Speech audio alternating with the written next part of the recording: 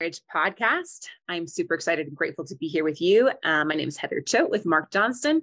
We're the co-owners and founders of High Thrive Coaching. How's it going, Marc? I'm doing all right. How are you doing today? Awesome. Yeah, I really love our topic today, which is hope versus action. We're calling it the ultimate showdown to save your marriage because there's some misunderstanding about this topic, and we want to show you how to save your marriage from divorce.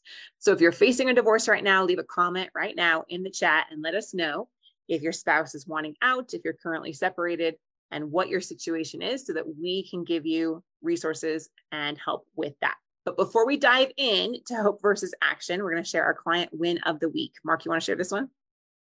Yeah, this one came from a message to us. So this person's saying, Path helped me to save my marriage, Path being one of the courses that we offer here. So I'm trying to keep working on that. And we respond, I'm very glad to know that. Keep on thriving. They said, your program and videos were the reason I was able to save my marriage. I'm always, I don't always interact with all the Path course people. That's more of like a do-it-yourself sort of thing. So I'm always happy to see people report some of the material that we've created has really had an impact on their lives. It's nice to hear some of these things here and there. It is awesome.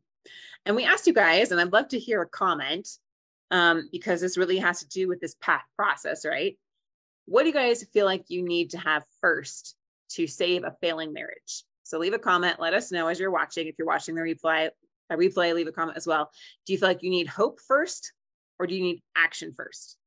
We asked you guys this same question in our Facebook groups and the responses were pretty mixed.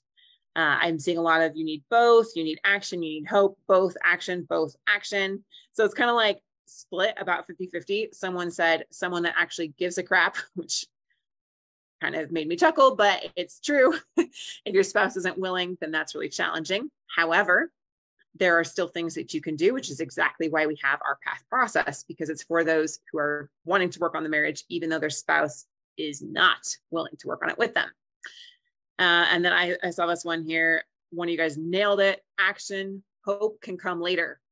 And he said, I've seen your earlier postings on this before, wink. So why would we say that we need action before hope? Well, I want to give a little bit of a case study here based on some of our clients' experience.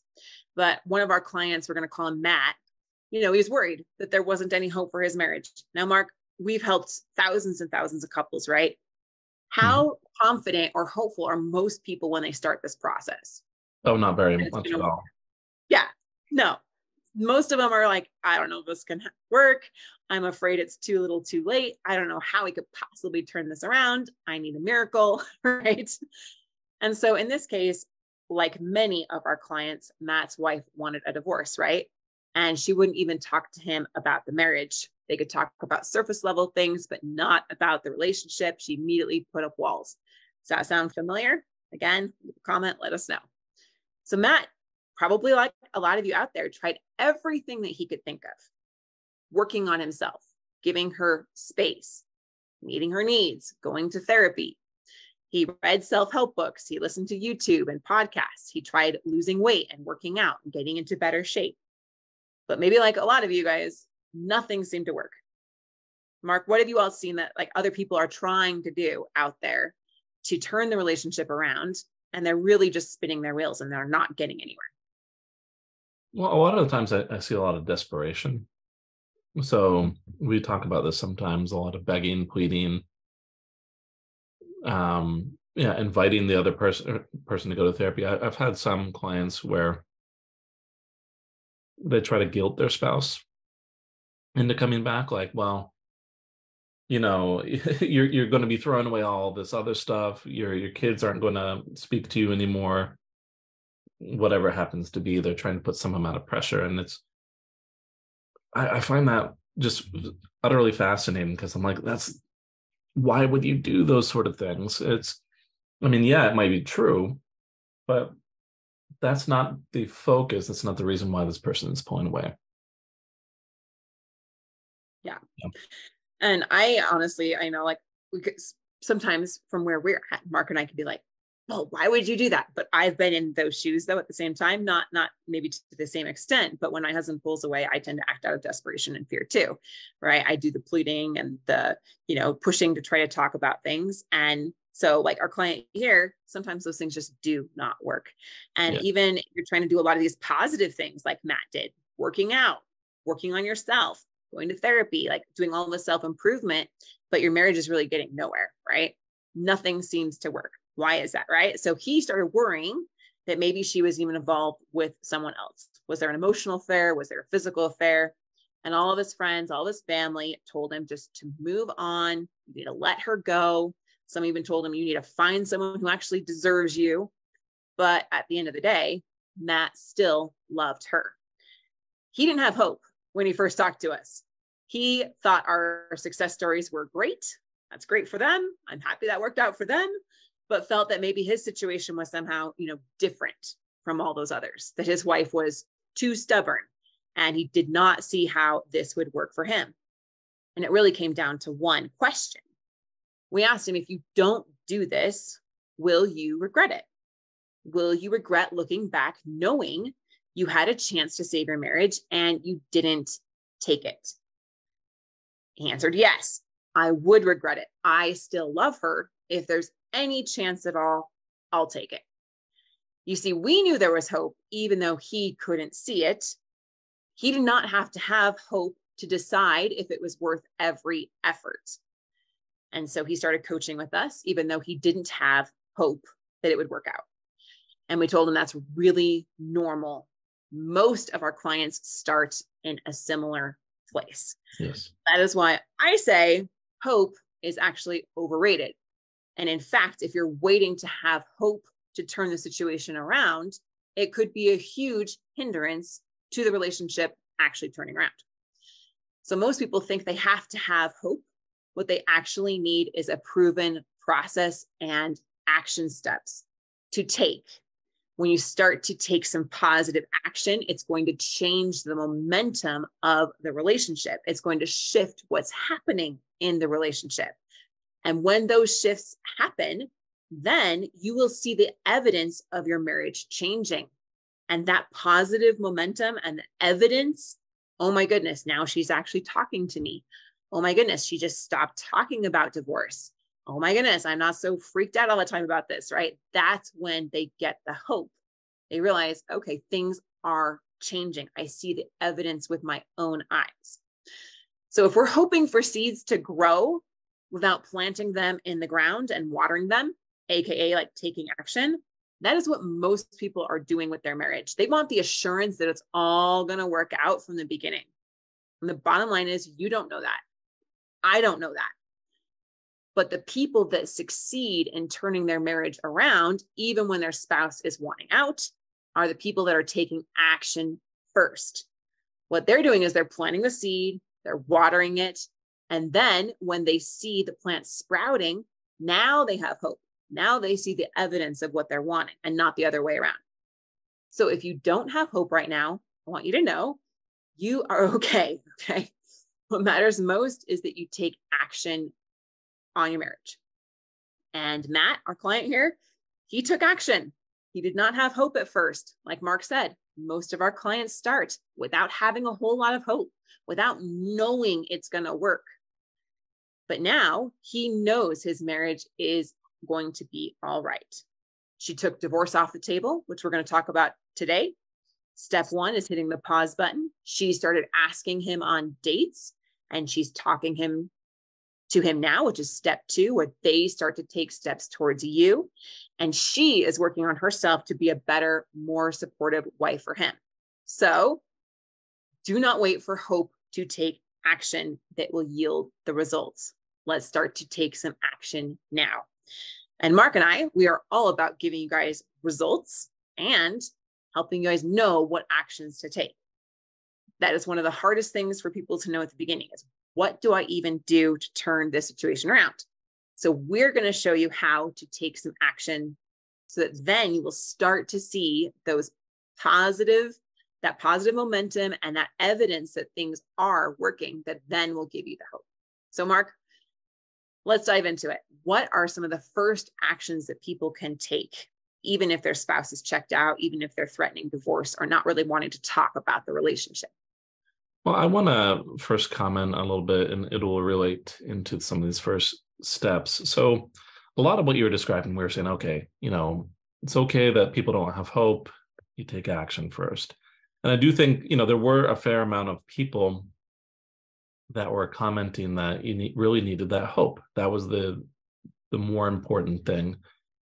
And I want to agree with you on that. Like, hey, it's hope isn't, it's not everything. I see a lot of people who are like, okay, well, I want to see some sign that things could be better. I want to see that, maybe my husband or my wife actually wants to be in the marriage. And then if I can see some of those signs, then I will take some action. And I've seen it too many times where that other person is saying the same thing. Like, if only I saw some sort of sign from my partner, then I wouldn't need to go towards divorce here. And if only I saw them taking it, like some sort of indication that they actually care, that they actually want things to be better or different. And that's why we're saying what we're saying. It's rather than both of you sitting there waiting for the other person to show the sign that things could be better, it's better to just be that person yourself, to be that person who is taking that first step and showing those signs. So yeah, like you were saying, like what do we do as some of those first steps, those first actions? I know we talk a lot about path, and I still like that sort of model. For those of you who aren't familiar, our path model, we talk about it as perspective, action, telling a new story, and hope. So like action and hope are in there. But I do think it's really best to start off with that perspective, to make sure that there's some understanding. You were just talking about Matt. Like, it was for Matt, he didn't just right off the bat go to his wife and say, hey, let's put a pause on this. There's a lot of setup that was needed, right, Heather? And I do think that really understanding what went wrong, specifically like why the other person feels like things are impossible to fix, and also having that understanding of why it didn't get fixed sooner, is probably at the core of trying to set up some of these first action steps. I do think that like taking some of those decisive actions and knowing what to say to the partner, like having some of those first conversations, it's really scary. And I do think it takes a little bit of support to know how to approach these really delicate situations. And so, yeah, a lot of our audience has told us that they have no idea what they need to do to start putting those brakes on things and get divorce off the table. I don't know. Like, what do you think, Heather? What are some misconceptions at this stage, or what are some mistakes that people make? Yeah, there's so many common ones. And I really feel like if people just could understand how to make appropriate requests and to build safety in the relationship first, then that's going to go so long, much further into the restoration. But so many of them are trying to have their spouse drop divorce completely, right? They're trying to push for a deeper level of connection or commitment too soon, and it just absolutely backfires. So it's not necessarily necessary to convince your spouse to drop the idea of divorce right away. And you can do that in smaller steps that are actually going to get you better results. So in other words, like asking them to just love you and come back to the marriage right away is a huge mistake that we often see people making. Why is that, Mark? Why is that a big mistake? Well, I think a lot of like what is going on is a lot of this is about trust. If people go in and say, well, no, please work on the marriage, let's fix things, I think we should recommit. If they're considering divorce, they don't trust in the ability for the marriage to go through that. They've had that hope that things would get better, and no one has taken any amount of action here. And so all that pushing, saying, hey, let's go to therapy, let's work on this. If you're getting a lot of pushback from that, that's exactly what's going on. They're thinking to themselves, I've already tried to fix things. Nothing is going to work. We have an impossible problem here. And so these first stages, a lot of this is going to be about, like I was saying earlier, that understanding and just setting up some ability to establish some amount of trust that things could be different. It becomes a lot easier, I think, to start asking for some smaller concessions, maybe putting a pause on some smaller things, or asking for some participation in some smaller solutions rather than that big solution of reconciliation. Even if like your partner is really open to the idea of reconciliation, I still think it's like better to start off small and say, hey, look, let's slow down. Why don't we see what we can do to have some better communication? We would need that regardless. Let's see what we can do to have a little bit more respect here, to make you feel less overwhelmed, to whatever it happens to be that your partner is complaining about. All those little things that add up to this big, overwhelming mess of an impossible problem. So I do think that a lot of this, being able to hit that pause button then it's a lot more about focusing on solving those problems that you're both interested in resolving. We talk about building some common goals. Sometimes I use the term of, here's this acceptable arena, the space that we can both operate in, and we know it's okay to come into this arena and try to fix a few things, even if what's outside of that arena is off limits for the time being.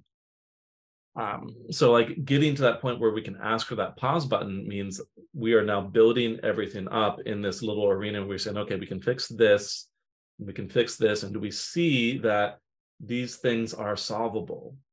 You start taking away some of that strength of, or that need to go to that big extreme solution. I'm going to put it in quotes, solution of divorce, because you've now resolved a lot of the smaller, more manageable issues that add up to that. Agreed. So, yeah. Marc, would you say real quick that most people, when they come to us, feel like there's probably no acceptable arena, using your term here, but there's nothing that they could agree upon. There's nothing that they could have possibly in common. They don't want the same things. Their spouse wants something completely different than them. And they don't realize that there are things that we do help our clients work through to find that common ground, to find those kind of common goals, and the place where they can come together to create some solutions, that they can be unified, and like we both want the same thing. That's what I've seen a lot. What have you experienced with that? Well, I would say in almost all cases, there's going to be some amount of needed ongoing communication, whether it's because of co-parenting relationships or it's just hard to untangle a long life together. So almost always we can find some amount of common ground. If need be, I sometimes default back into looking for some basic emotional needs. So we can boil a lot of problems down into those sort of ideas, like, hey, why don't, we're going to need to co-parent together. Why don't we make sure that there's a lot of, there's good enough respect between the two of us? Hey, you were complaining about how you never felt heard. Why don't we make sure that that's resolved and that you feel like I'm listening to you? Because even if we're going to end up divorced, I think that's still going to be important. So like a lot of these reasons, you can go and look at the things that they're complaining about, and there's probably some angle, some reason to at least approach that problem. Even if they don't want to actively like participate in a lot of solutions, if they don't want to actively like go to therapy or whatnot, they'll probably be a lot more open to you taking some steps, some action first around solving that problem.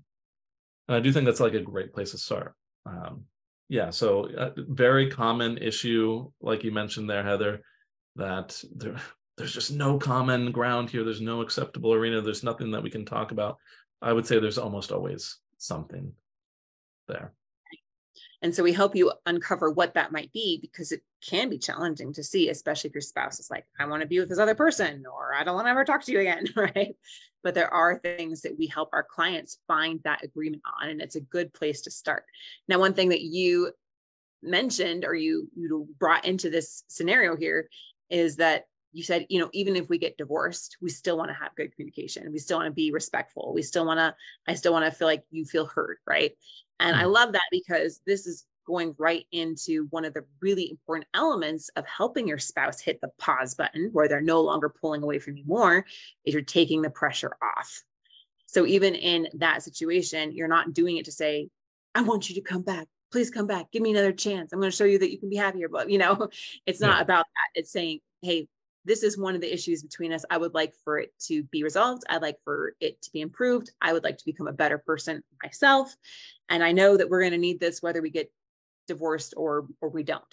And so that really helps take that pressure off, so your spouse isn't feeling like it's a manipulation or anything to try to just get them back, right? And so that's one of the really key points, is taking that pressure off. So helping them feel safe enough that they don't have to keep pulling away from you more.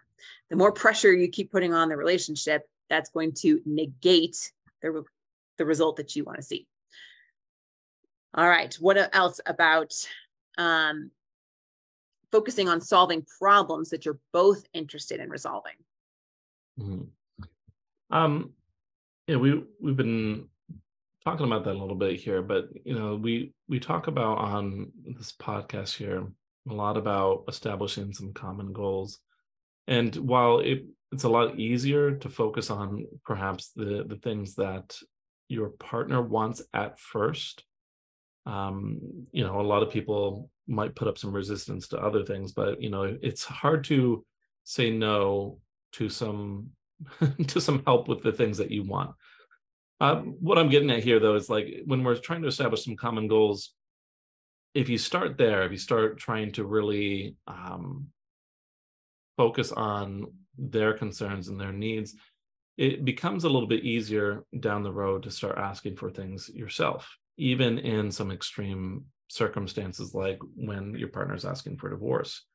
If their concern was feeling heard and feeling respected, or wanting to be free, and you start really focusing on that and supporting that, then it becomes easier for you to say, hey, I've been really trying to work through this, and I've been trying to support you here, and I'd really appreciate whatever. I'd really appreciate being able to talk to you about a few things. I'd really appreciate being able to resolve this other issue that I'm wanting to deal with.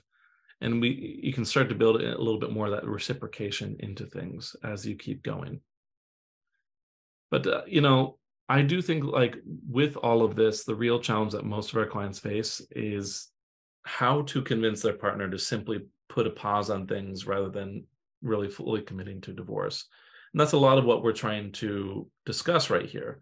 How do you actually convince them to say, you know what, maybe I can put the divorce aside. Maybe I don't need that right now. Let's see if we can build up some solutions. So, like, Heather, what is it that we do to really make that decision a lot easier? What do we do to make that decision easier? Well, again, we're going to take the pressure off, and we're going to make sure that we do it with a lot of empathy and understanding. I know that's definitely something that we want to use. I don't know. I'm not really quite sure where you're going with that one, Marc. That's okay. I put you on the spot there. I know that it works. So what do you do, Marc? You're the head marriage coach. How do we help them to embrace that? Because that's a great question. I know I've seen it happen. And what do you think works the best? Yeah, I put you on the spot, but I do a little bit more with the clients themselves, and so it's okay. In terms of like really making that a viable option, the two things that I think really need to be focused in on is, like, we've talked a lot about here about taking action, resolving some issues. I put this the issues that need to be resolved into two categories. Like, one I call the impossible problem. This is the thing that your partner, if they're calling for divorce, the thing that they say, this absolutely can't be fixed. There's nothing that we can do here. And then I like to put some focus on the root issues. All the things that prevented the relationship from healing beforehand, like the breaks in communication, the not being able to have empathy or understanding for the other person, all those things that didn't allow for there to be healing earlier. I focus on those two things because, those are, I think, at the heart of like what causes someone to make the decision for divorce. They say, one, these problems have built up too much. It's become so overwhelming that it's impossible. Besides that, we have no way of knowing whether this is just going to happen again. Like the impossible problem's too much, and our patterns of behavior aren't going to allow us us to heal in the future, even if we do resolve this right now. In essence, like by focusing in on those areas, we're trying to provide some hope that things could be changed. We're not trying to say that, okay, everything is better right now. I actually think that that's a mistake when a marriage is in crisis and there's some consideration for a divorce. It's a mistake to say, okay, we figured out these issues and now everything's better, and now why don't we move back in together, and why don't we, kiss and make up. That's why we talk about like getting to this point of putting the pause button on, because like they went to that solution of divorce for a reason. They said, okay, it's so overwhelming. I need to consider the option of just exiting out, and taking a step from that position all the way back to let's get back together is a lot. And I do think that it takes some time building up trust, showing that there are some changes, and having some patience and acceptance as things are getting better, to actually make them really see that the concerns that they had are valid, and that there is something that's being done about it. So this is that's what I'm what I'm looking for in these scenarios is, can we tackle those problems? Can we build up trust in the solutions to those things? And generally, if we can say yes to that, it's just a little bit of about the details and actually getting the other person to say, okay, why don't we take a step back from divorce? Right. And sometimes, I'm just going to share from my experience, what I have seen is sometimes you can clearly just ask them, are you okay to put this on pause? Like, can we give it 6 months of time? Can you get your partner to agree to give you 6 months to kind of just see how things go? I mean, is it easier to ask your spouse, and is it more effective to ask them to take divorce off the table, or to give you some time to think about things, to try to work things out, to see if how things are going to go? Because it's a big decision and you want to make sure that it's handled carefully. And so it's a much easier ask to say, hey, can we give this some time? Can we kind of slow things down? I want to think about it. I'm sure you probably want to think about it. I want to be respectful to where you're coming from. But I'd really like to see if we could, give it just some time before we make this final decision. And oftentimes that conversation goes well and you are able to get that. Other times it might not be the very best thing to do given your specific situation. So that's why it's really important that you have, that expert guidance on your relationship. Sometimes even asking them to just, can we give this some time? Can we give it 3 months, 6 months before we talk to lawyers again, or whatever, right? Even that conversation might backfire. But what we can help you do is still hit the pause button where they no longer feel the need to pull away from you more, right? Move closer towards divorce. And that's what we do, again, by taking the pressure off, finding kind of that common ground. And I'm going to throw in here, often interrupting the pattern, which is a lot about what Marc's talking about here. When you're saying, hey, you didn't feel heard before, you were saying that I didn't listen to you, that you didn't feel heard or respected here. I'd really like to show you that I respect you. And I do want to hear you and understand where you're coming from. And so when you change that pattern of what you used to do and what you're doing now, it's going to get their attention. And so maybe even without having to say words, like asking them, hey, can we put pause on this? Can we slow things down? Can we give it some time? Your spouse is actually going to do that naturally, because they're going to see, oh, there's something different here. And they're not going to feel the need to pull away from you more. Right. But most people, right, Marc, when they're faced with the possibility of divorce, of their spouse leaving them, of them having an affair and their betrayal or whatever's going on, they start panicking, right? We've talked about this numerous times. So if you guys have heard our podcast before and you know what some of the most common mistakes are, leave a comment and let us know what are some of the common mistakes that most people make when they're in so much fear, because your spouse is leaving. It doesn't feel good. It doesn't feel secure. You feel betrayed. There's so much pain. There's so many heightened emotions. You might even have some of your own guilt about things that have gone on. And so when we're in that kind of state, we tend to just react, very heightened emotions, and we react out of instinct. So I often talk about this in the masterclass, but I'd love to hear your perspective, Marc, because you get to see this more like in the trenches with people, right? About some of these mistakes that people are making when their spouse wants out. Yeah, so I'm actually thinking of a recent case that I was working on. I had a gentleman come in and he said, okay, oh no, my wife is wanting a divorce. She's come to me and she says that she's been unhappy for years. I've done a little bit of digging, and I've noticed that she's like leaving work during the middle of the day and going places. So there's a lot to be concerned about. Now, I worked with this gentleman for a couple months, and things were looking really good because he's like, okay, my wife is really happy that I'm taking some action. She's agreed to speak with you. And I started talking with the both of them. What was interesting though, is everyone agreed to put a pause on things. And everyone was like, okay, let's just take a step back. Let's try to fix a few things. And it wasn't more than like a couple of weeks later where they're like, okay, I think we're good. We're fine now. And I was like, I don't know if that's the case. And they stopped setting appointments. This is one of the mistakes that I see people make, is they're why we talk about putting a pause on things and why we say take it a little bit slow once you start getting the cooperation of your partner, and why you want to really think of this as a longer or bigger process, is because it wasn't more than like a couple months later that this gentleman was back seeing me, and he was saying, okay, now my wife is saying that she wants a divorce again, and she doesn't want to talk to anybody because that didn't work last time. And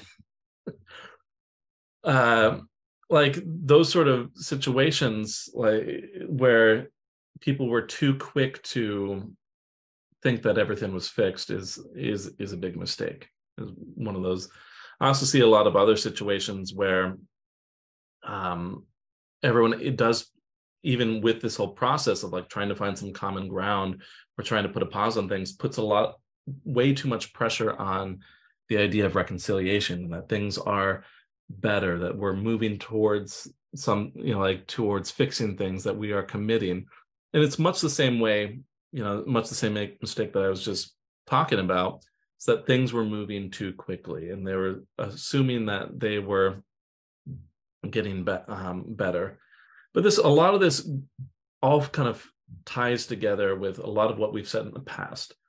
It's this idea of begging, pleading, getting desperate, getting emotional, focusing so much on what you need yourself, and not being able to take the bigger perspective. Not being able to say, okay, if it's gotten to this point, we're in trouble, and we need to be very deliberate about this. We need to be very careful. We need to be very mindful of the other person. We need to actually specifically work on building up hope. Much more so than like building up a new relationship. There's kind of this sense of needing to make sure that everything feels much more solid when you're going through a crisis like this. And so I would say like the number one problem is focusing way too much on what's needed right in front of you, that strong emotional need, and not taking the bigger, wider perspective and having a little bit of patience with things. Agreed. And there's actually a biological reason behind that. So I want everyone to give themselves some grace, because this is something we do, right? I mean, how many times have we looked back on how we reacted and like, why did I say that? Why did I do that? That doesn't even sound like me. That isn't even me. And it's like this other thing comes out of us, right? and we just tend to be very instinctual. We are focused on ourselves. The limbic system of the brain gets turned on. That's a fight, flight, or freeze response. And you get tunnel focus. In fact, my son just did his first jujitsu competition, and his coaches kept working with him like, Benjamin, you've got to relax. Like, you've got to try to be calm, because if you get worked up, if you get angry, if you get freaked out, like overly emotional, your focus, like even your tunnel of vision becomes very, very narrow. And that happens in aviation as well. Ben talks to students about that, where if you get too emotional, then your tunnel of focus tends to get very, very narrow. And because we are so emotional, we can't, like Marc said, see that bigger picture. And that's a huge part of the coaching that we do, is help you not just rely on those biological instincts, because they're going to self-sabotage us. They're going to make us react in low value ways. They're going to make us act out of desperation, go into manipulation or pleading, or trying to even threaten them to try to get them back. All these different things that we do that are absolutely backfire. We know they only push our spouse further away, but most people stay there. Most people stay there. They don't process through those emotions and choose to react or to respond here in a higher, different way. And so when you learn how to feel the emotions, because they're not bad, right? And you can process through what's going on and then choose how you're going to react. That's changing and interrupting the pattern as well.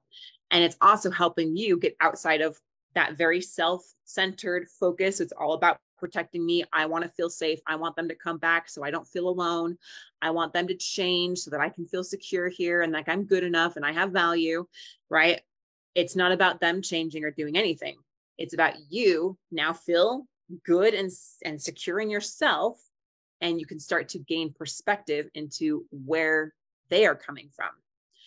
And that's going to change the pattern as well. So it's all about identifying those patterns that you're in right now and changing those patterns. So you start to get some different results, right? If you're in that heightened emotional state and you're all focused on yourself, which is normal, it's a natural biological instinct, but it's not going to get you where you want to go, right?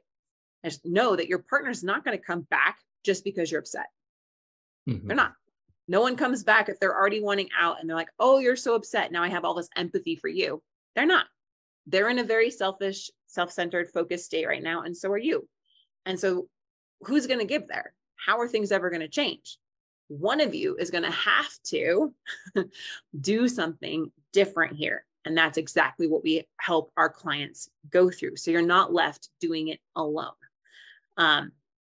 We do have a free guide on how to help your spouse become willing to work on the marriage, even if they're unwilling right now, and help you process through some of those emotions and learn how to interrupt that pattern so they will hit the pause button. So if you want that free guide, just type the word willing in the comments below and I will send that free guide to you, because it is a process and there are different steps and actions. We're talking about action today that you want to take so that you're not left kind of to our own vices, our own instincts there. Get into your higher reasoning part of your brain, right? And start to take some positive action. And so at this point, the best bet is to start taking some of those actions, right? Taking action on solving the problems that your partner wants resolved, again, is going to go a long way instead of you focusing completely on yourself and everything that you want at this point and understanding what your partner is really wanting. That is going to open the door for them to want to communicate more, to not pull away from you more, and to help you understand what that impossible problem that they may have created, right? And help you understand what those root issues are and help you see where that common ground. What's that word that you use? You say it so well. What's the term that you use of where the common area that they can play in? What's that word that you use, Marc? The acceptable arena. Acceptable arena. Thank you. Yeah. So it will help you uncover what that acceptable arena is with your spouse as well. So Marc, let's touch on the impossible problem a little bit more. So yeah, the whole thing with this, if we're going to get to that pause button, as I mentioned earlier, I do think that that's key. The understanding what your partner views as the impossible problem, understanding what the underlying causes are or the root issues are, and building up trust and resolving those things, absolutely key to getting to that pause button. Just for reference, the impossible problem very specifically is that problem that your partner doesn't think can be fixed. These are things like, like my husband never listens to me. They're controlling. They're always thinking about themselves. These are general statements that sound very fixed and permanent.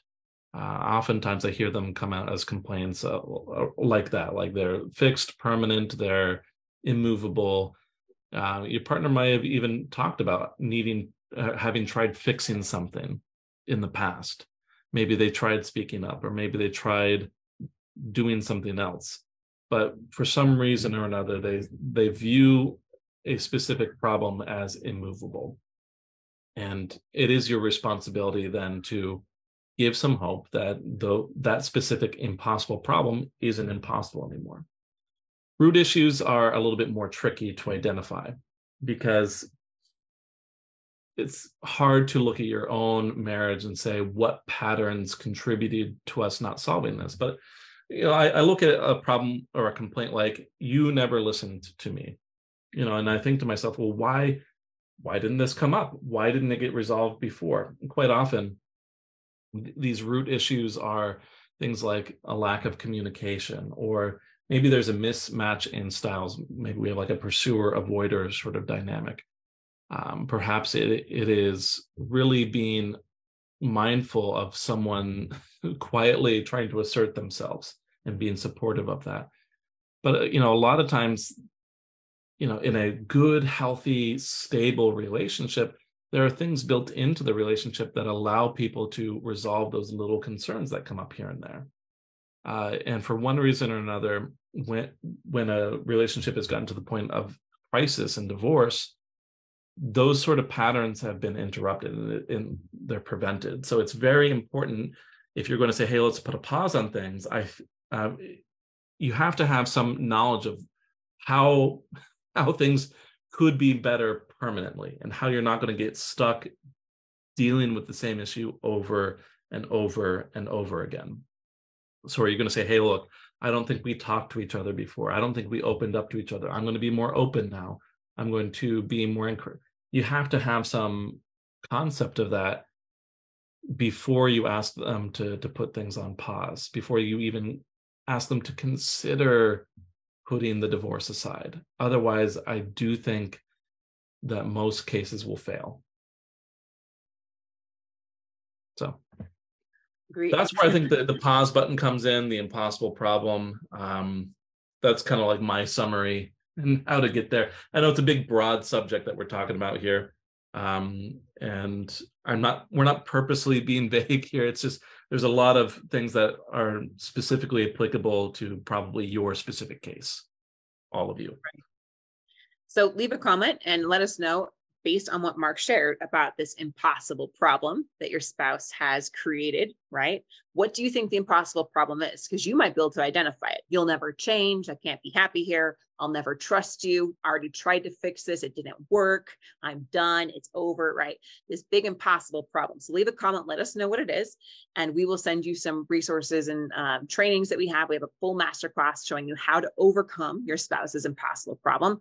So just leave a comment with what you think your spouse's impossible problem is, and we will send you some guides and resources on that completely free.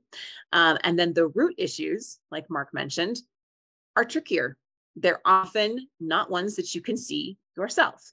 And that is why it takes an expert, someone from the outside, that can diagnose what's really going on here and give you the right treatment plan, the right actions that you need to take immediately to start to see some different results. And when you start to do those new things and get those different results, now you will have more hope in the ultimate outcome of your relationship being restored. So again, bring it back to the hope issue. Don't wait for hope to start to take action on things. Take action towards where you want to go, and then you will feel the hope and experience the evidence of it coming about. So it's only going to be possible to hit this pause button once we've addressed these two issues, right? And that gives us some glimmer of hope of things being resolved.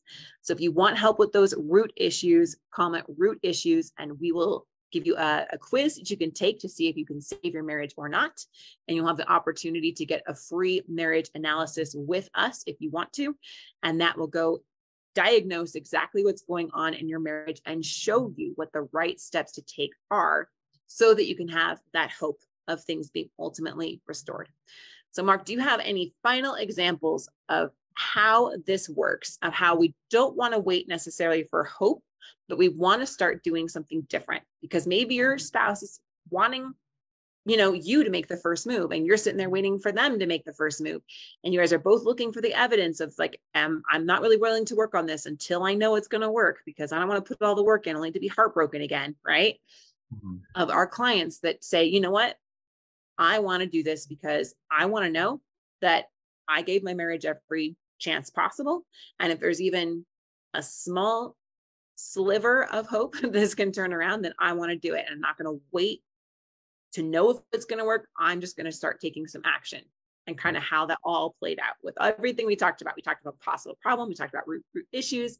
We talked about the acceptable arena, taking the pressure off and not making those mistakes. So I think it's really cool. Let's go through a successful case here. And I'll change the name because I haven't talked with this person to make sure it's okay. But I'm thinking of we'll say that her name is Susan. And so Susan was really she was a much more direct person, and throughout her many years of marriage with her husband, the result of being very direct and to the point and whatnot led to him feeling like he was just kind of following her around and doing what she wanted to do. He wasn't feeling heard, wasn't feeling appreciated, and so he left. He said he was done. And so Susan came to me, and we worked through this, and the impossible problem here, the thing that couldn't be solved, is whether she would change, whether she would actually care about other people, was how he was putting it. Would she actually care enough about other people to listen to what they had to say? And she did. We helped her to really try and sit down and take the time to understand her husband. It did involve giving him a little bit of space here and there. And, eventually they were able to come together and start. He was able to consider speaking to us as a couple. Why did he even consider that? It's because she took several months just to demonstrate that things could be different. Not only was she demonstrating that she could hear him out and that what he wanted matters, but we identified that root issue. We said, okay, here's this situation where she's not always aware that he's upset. Their communication wasn't really good. So, she's like, okay, this is why this didn't get solved earlier. And I really want to support you speaking up for yourself, and I want to make sure that I'm taking the time to listen. And he was a little bit hesitant at first, and he was kind of angry and very blaming at first, but she sat and she listened, and she demonstrated that something was different. So he said, okay, let's take a chance on this. And as he started attending, he started softening quite a bit, and he started speaking up more and feeling more comfortable with that, to the point where they went on their happy way. I told him, you guys are doing awesome. I don't think there's much more that I can do to support you. You're on a good trajectory. You have all the tools that if things come up again, I feel confident that the two of them could solve that. So it did start with her acting by herself and her taking some action and building up to the point where she could say, okay, why don't we put a pause on this? Why don't we not consider this right off the getting back together right off the bat, but let's put the divorce on hold. And I'll tell you, even from that point, it still took another 4 or 5 months before he even considered coming back. But yeah, they ended up moving back in together right before I ended up dismissing them from services that they didn't need me anymore. So Best yeah, thing ever. We want all of our yeah, clients no, to it's the best case. It's kind of weird being in a job where I'm trying to work to the point where I'm not needed anymore. Yep. All right. So that was a beautiful example. She took the pressure off and she demonstrated some change. She interrupted the pattern. She understood the root issue with your help and guidance, because it's hard to see it without it.